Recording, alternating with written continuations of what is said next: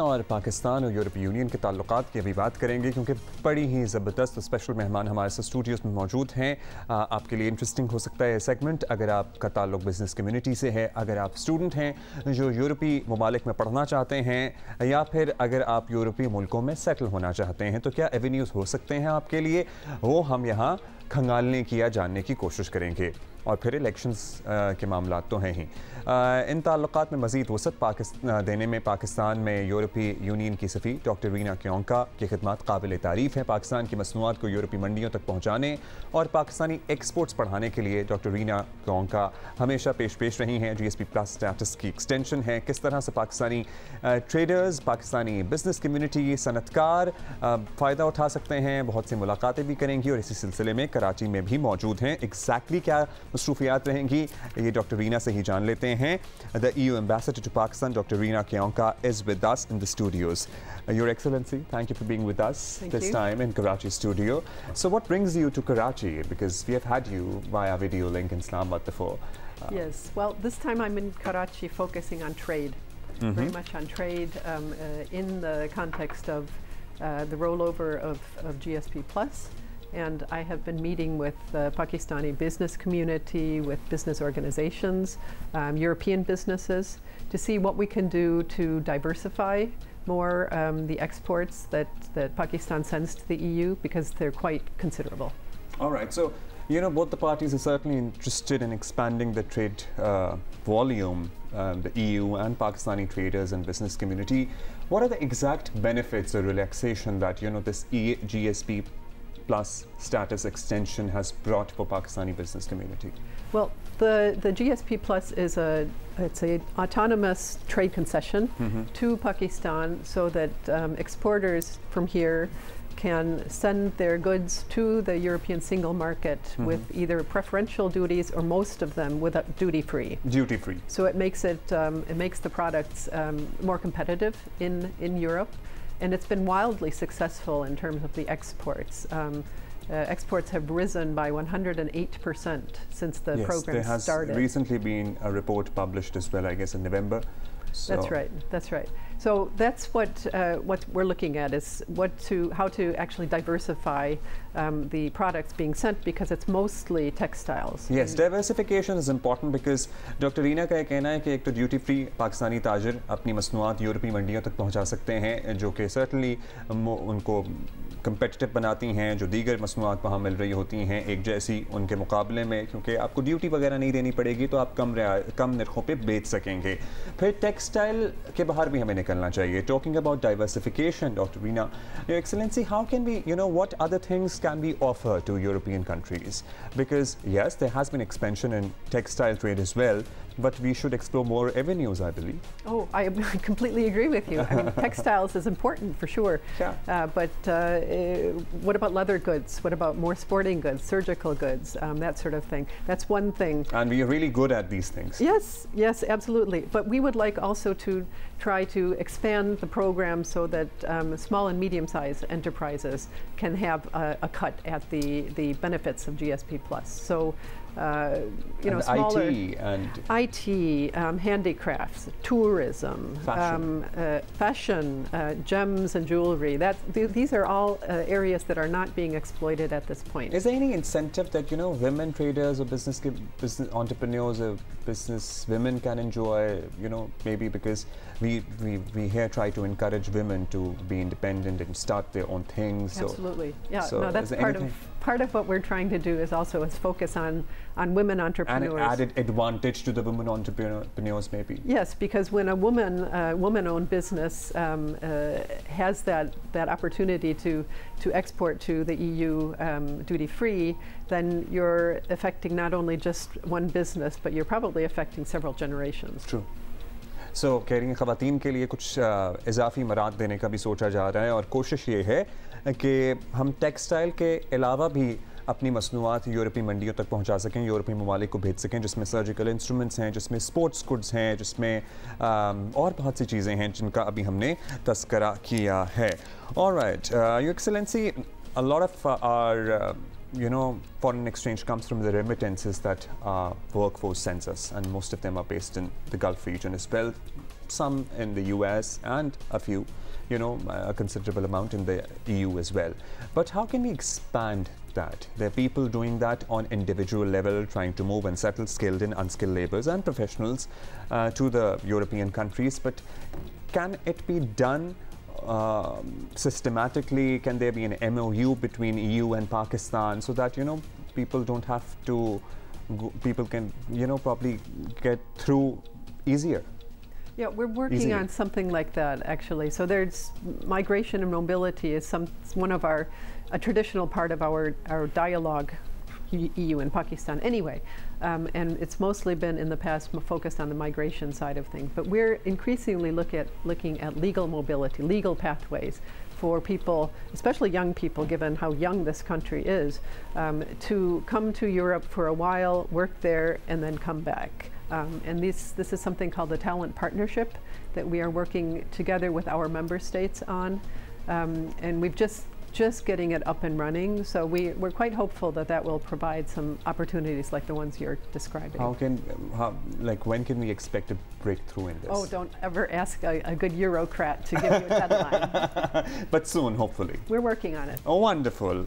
All right, so Dr. Reena, this is the election year, as you know, and there's a lot of political activities happening around when we see some UK and US diplomats meeting the prominent political leaders. So do you also plan to engage in some some meetings, the political leadership, the local political leadership, yes, mainstream? I have a couple during this trip, and I'm seeking other meetings in other cities where people happen to be. It's a little bit tough because a lot of the political leadership is out campaigning, so targeting. I'm sure they would take out time for you. I'm hoping. Yes. Yes, they would. Yes.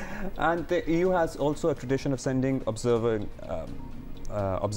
independent observers to elections or to the electoral process. So do you continue to carry on with that tradition? Would there be observers coming this time around as well? Well, we have sent observers, a full-fledged election observation mission in the last 4 elections.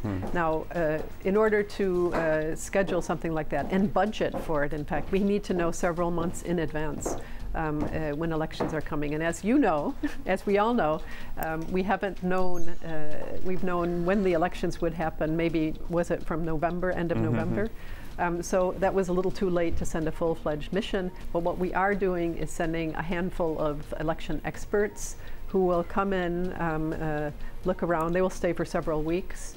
What they will not do is issue a kind of political assessment after the elections, but they will write a report and give recommendations which will be submitted to the government.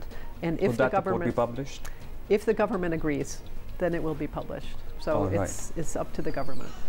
So it has been almost 1.5 years for you to be here. How have you liked it so far? We have talked about politics, we've talked about trade. So how have you been to the country so far? Yeah, I really like it. I've traveled around a lot. I've met a lot of different people in different parts of the country. I'd like to do a lot more of that. So I have enjoyed myself. It's never boring here, I have to say. It's always a lot going on in Pakistan, but I like that. So. There's so much going on in politics, otherwise as well. So I'm sure there's never a dull moment in our lives as well.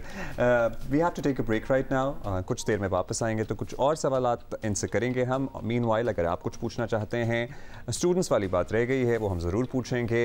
All right, Your Excellency, we are well aware and we are super impressed by your talent. You're a beautiful trumpet player and you paid tribute to Pakistan on the last 14th of August, consecutive 2 years rather, I believe. Right. And this was a collaboration with the local artists. How did this idea come about? Oh, it was an idea that came up in the delegation, and we have an excellent local production team who helps us with these videos. And you know, I practice regularly, so I was ready to go and very interested in doing this, because for an amateur musician to play with professionals, it's wow. And how was the experience then? It was terrific. Once the idea was executed. It was one of those mountaintop experiences. I'm sure, but it's beautiful. This is a beautiful rendition. We loved it so much. How many rehearsals did you do before the final act? We didn't rehearse together. Really? No. Then you must be really good at it. You are, I believe. Well, The musicians, the professionals, are professional studio musicians. So you did your own part, and then everybody rehearsed their own parts, and then you got together and then we performed. recorded them separately, and then we recorded the video. Right. Wonderful. One question that a lot of youngsters are asking us. Obviously, this was beautiful, and we hope to see some more of it, some more of your talent, on maybe the 23rd of March or the next 14th August. A lot of youngsters are asking us, writing to us, that they want to study and go to the European countries, and it has become really expensive because of dollar-rupee parity. So can there be more initiatives regarding offering scholarships or different programs, exchange programs with universities, with EU and Pakistan? Well, we have this very successful program called Erasmus Plus for students around the world. And for the second year in the row, we're very proud of this. Second year in the row, Pakistani students have come up with the #1 number of scholarships. Wonderful. Really proud of that, yeah. Wonderful. So that's, I think, 192 for this year's program. We've just opened the applications for next year's program. So look out for the applications. Right. All those who are interested, अगर आप पढ़ना चाहते हैं यूरोपीय ममालिक में, तो अभी applications open हो चुकी हैं, आप जा सकते हैं on EU's website. Yeah. Yes. All right. So वहाँ से आपको detail मिल सकती है. What other avenues do you think we can explore? The EU and Pakistan, there's trade, but there can also be cultural exchanges and musical exchanges and food exchanges. And have you given it a thought? We have, and we do some things that maybe some of your listeners, your watchers have heard about. There's something called the European Film Festival that we have done every year now. Last year around June, July we did it, and we intend to do it again. Sometimes we sponsor theater groups, theater pieces to be performed. Certainly we also help support literary festivals and that sort of thing, the 2 or 3 coming up that we support. And it's all about looking for avenues where EU and Pakistan can meet on cultural issues. Because when you have a connection with culture, with the heart, then the mind follows often. True. So cultural exchange, वो कह रही हैं कि अगर हम इन grounds पर ज़रा कुछ कॉमनैलिटीज़ ढूंढ लें, सो बाकी चीज़ें भी आसान हो जाती हैं, which is so true. So coming back to the elections, because this is mostly news channels are talking about. A few parties have reservations, but elections are going to be held on the 8th of February. There's a Supreme Court ruling on that. You also plan to meet the political leadership, the mainstream political leadership. Do you have a comment on how the process is going forward so far? Well, it's certainly up to Pakistan to choose its own leaders. We think in the EU that it's very important that elections are held on the 8th of February as scheduled, that they're inclusive and held in an orderly manner and ideally in accordance with international standards. This is a big year for elections. Over 50 countries in the world are electing their representatives this year. Including several in the European Union and the European Parliament as well.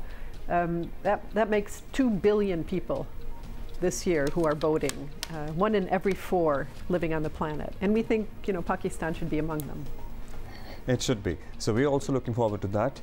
Thank you, Your Excellency, you Ambassador to Pakistan, Dr. Reena Kavinka, for being with us here in the studios today.